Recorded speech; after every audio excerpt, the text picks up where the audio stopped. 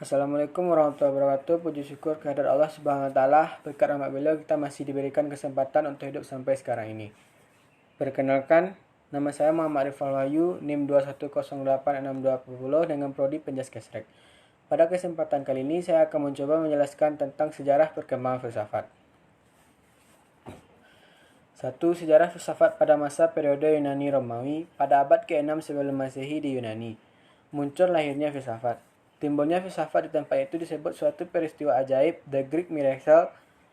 Ada beberapa faktor yang sudah mendahului dan seakan-akan mempersiapkan lahirnya filsafat di Yunani. Pada bangsa Yunani, seperti juga pada bangsa-bangsa sekitarnya, terdapat suatu mitologi yang kaya. Mitologi ini dapat dianggap sebagai perintis yang mendahului filsafat.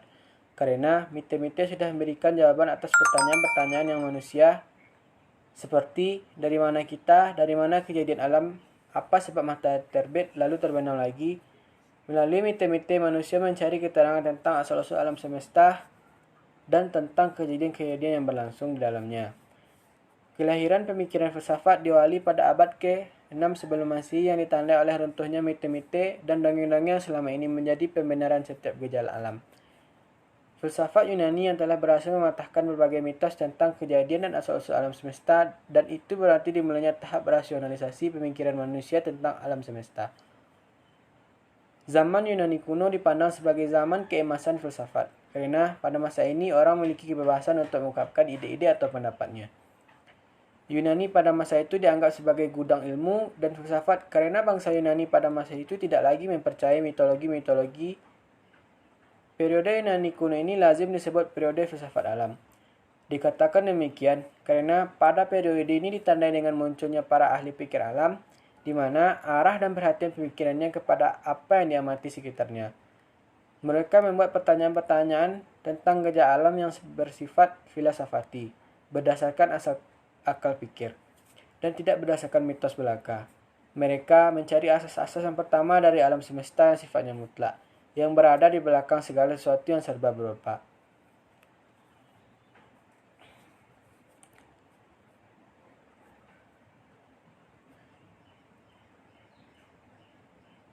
Dalam filsafatnya, Plato mengatakan realitas seluruhnya terbagi atas dua dunia yang hanya terbuka bagi panca indera dan dunia yang hanya terbuka bagi rasio kita. Dunia yang pertama adalah dunia jasmani, yang kedua dunia ide. Pendapat tersebut dikritik oleh Aristoteles dengan mengatakan bahwa yang ada itu adalah manusia-manusia yang konkret. Ide manusia tidak terdapat dalam kenyataan.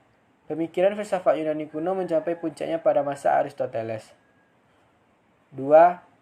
Sejarah filsafat masa abad pertengahan. Filsafat abad pertengahan dipahami sebagai sebuah proyek penyelidikan filosofis yang independen, yang dimulai di Baghdad di tengah-tengah abad ke-8 dan di Perancis dalam masa pemerintahan Charlemagne pada kuartal terakhir abad ke-8. Periode ini juga didefinisikan sebagai proses menemukan kembali budaya kuno yang pernah berkembang pada masa Yunani dan Roma pada periode klasik, dan juga kebutuhan untuk mengatasi masalah teologis dan untuk mengintegrasikan ajaran suci dengan pembelajaran sekuler. Secara garis besar, filsafat abad pertengahan dapat dibagi menjadi dua periode, yaitu periode skolastik Islam dan periode skolastik Kristen. Pada periode skolastik Islam, para filosof Islamlah yang pertama mengenalkan filsafat Aristoteles. Di antaranya adalah Ibn Rushd yang mengenalkan kepada orang Barat yang belum mengenal filsafat Aristoteles. Para ahli pikir Islam yang lain yaitu Al-Kindi, Al-Farabi, Ibnu Sina, Al-Ghazali, dan lainnya.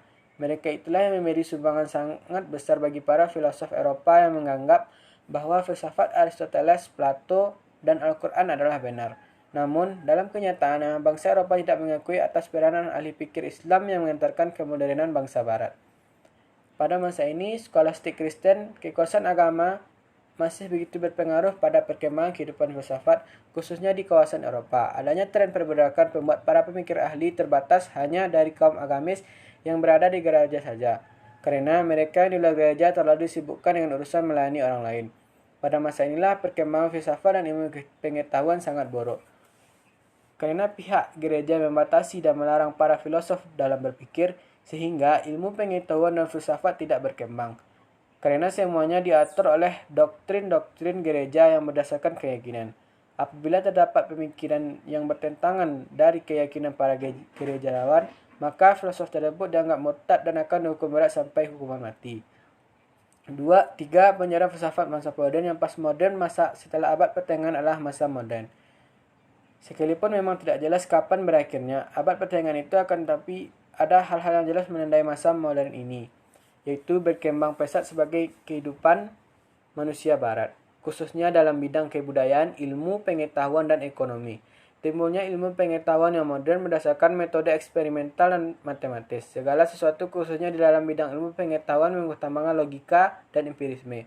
Pada masa modern ini terjadi perkembangan yang pesat pada bidang ekonomi.